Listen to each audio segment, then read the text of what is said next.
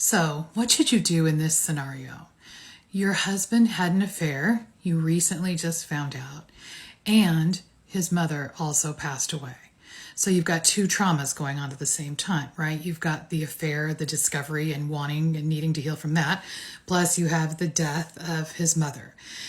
Then he refuses to talk about the affair because he's presumably so overwhelmed with grief. How do we handle this situation?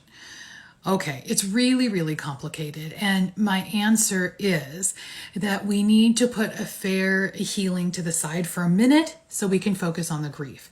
Because ultimately what you want is for your partner to listen to you and be remorseful and take responsibility and do the work to help you heal and help themselves heal. There is no way they can do that, or at least it's darn near impossible while they're in the middle of active grief. So I would recommend this. And of course, you do whatever feels right to you, but this would be my recommendation. I would tell you to tell your husband, okay, I think we should take a month-long break from talking about the affair. It's going to be really, really difficult for me. It's going to really be painful for me because I am hurting every single minute of every day. But I understand that you are in a worse world of pain possibly than I am right now because your mom also died. So we're going to take a break for a month, but my expectation is that at the end of a month, we're going to pick up and start talking about this again, okay? And see what he says to that. Hopefully he will like that. During that month, and I do want to acknowledge that this is going to be very painful for you and it's not fair and I don't really like it, but I'm thinking about the long-term strategy. So during that month, I want you to get lots of care and support for yourself. If you don't have a therapist, get one. Talk to that therapist.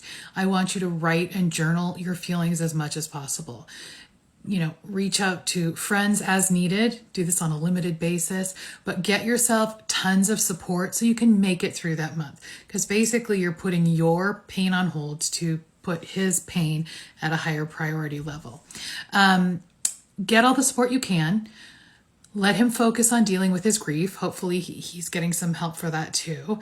And then at the end of the month, say, okay, now we need to start talking about the affair again. And if he's resistant to that, you can always do the diamond strategy in my new book, The Courage to Stay. I think it's on page 109. So check that out.